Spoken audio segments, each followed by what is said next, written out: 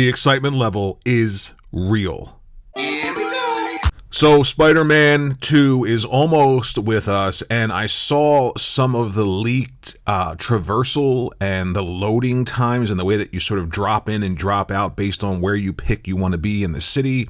And all of that stuff completely blew me away. And I was thinking, PlayStation 1 was, 3D CD format. It was going to allow games to finally be in 3D. And we moved to that system because of that tech and because of the ideas that developers were going in, and we wanted to be there. Then PlayStation 1 to PlayStation 2, and I thought about, why do we move from one system to the next? If you're a console gamer, not PC, I get everything goes to PC and it looks better, whatever. Talking about console, because I always felt like games are always pushed forward in the console space. I always see like developers pushing systems beyond what they're technically supposed to be able to do because it's a closed box, and the box only does one thing, and that's play video games. So, for instance, going from something like Metal Gear Solid on the PlayStation 1 and then seeing Metal Gear Solid 2, Sons of Liberty on the PlayStation 2, I thought, oh my goodness, look at the leap here. It's incredible. And that's why we move from one generation to the next. Yes, there are games that are good, that aren't graphically intensive, but most of us, we understand 5, 6, 7 years, it's time for new tech in the console space, and we want to see that evolution. We want to see things moving forward.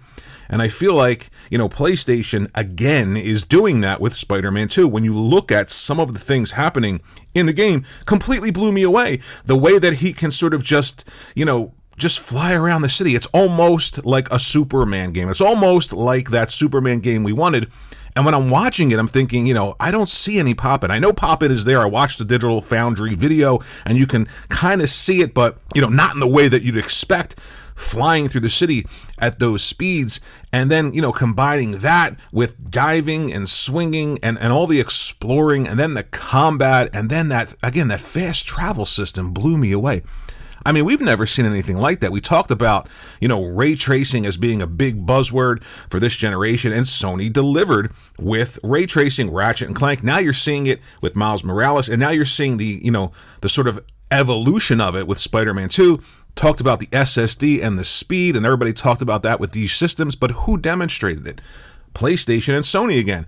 And we're seeing it here with Spider-Man 2. So, I get that it's 1 or 2 first-party games every, 5, 6, maybe even longer now because they cost so much. But as long as this level of quality is coming, why wouldn't you stay or purchase the PlayStation? Something else I was thinking about, when you have these really great, when these expectations of that level of quality are with a platform like it is with PlayStation or a brand like it is with Sony's PlayStation, you stay there for those third-party experiences. So third-party games tend to sell well, do better, garner larger audiences that are willing to not only invest in those third-party games, invest in those third-party creators, characters, and worlds, but they stay with those third parties and those third-party characters and worlds, moving from generation to generation. And those games almost become like de facto exclusives for a system. And it's all driven by first-party quality. And I feel like, I'm just so excited. This is the excitement that I wanted going, from generation to generation. And, I did get it. I got it with Ratchet and Clank Rift Apart. Completely blew me away. I mean, definitely something that I didn't see on the PlayStation 4, and definitely something that felt like it was an evolution and I was in a new generation. And there are a lot of other games, even games that were designed, and this is where the strength of first party really come in. You think about like Horizon Forbidden West or Ghost of Tsushima, designed with a PlayStation 4 level hardware in mind. But that's where the console space and pushing games forward really comes into play for me, because that closed box, the PlayStation 4, only does games, and the promise of its power was delivered by the developer. And then you get the upgraded version on the PlayStation 5, which still looks better than almost anybody else's first party 3 years into this generation. And now we've got Spider-Man 2. What's next? Wolverine? I don't know, but the excitement level. I'm excited again about, first party big AAA games, just not, because they're exclusive, but because they deliver on the promise of this generation.